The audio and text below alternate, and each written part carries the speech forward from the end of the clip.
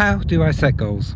So setting goals is one of the cornerstones of what I do with my business strategy clients and also professional coaching as well. And it's an absolutely massive topic. I'm not going to cover it all in 2 minutes. But there are a few things that I do which I find useful when it comes to setting goals. The first is to leave your office, leave your house, get out of the same four walls that you're doing. How can you feel inspired about the future in the same place where you're delivering in the present? So change the scene, get somewhere that inspires you. The second thing I like to do as well is process before I start working on the goals.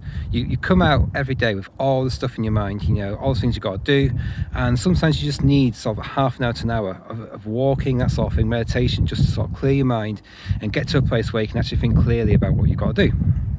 So actually setting goals themselves, there are a few techniques that I use. One of the key ones for me is visioning. It's imagining where you are in 3 months, 6 months, a year, 3 years time, and always putting yourself in that situation. Where are you? What can you see? What can you hear? What can you smell? And then writing like a journal entry.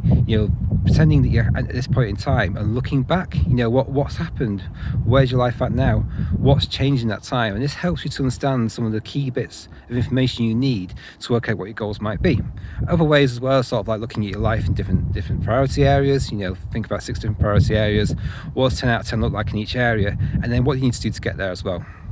So once we have a few goals, the key then is to make them doable, unwriggle-outable of. That's how I like to call them. And part of this is about making them specific. So you might have come across SMART before: specific, measurable, achievable, relevant, time-bound. It's important you set really strict criteria against your goals. How do you know you met them otherwise? Another thing I like to do as well is use acceptance criteria. And then finally, one of the things that I really think is important as well is sharing them, walking through with someone about what the goals actually are, and making sure someone holds you to account.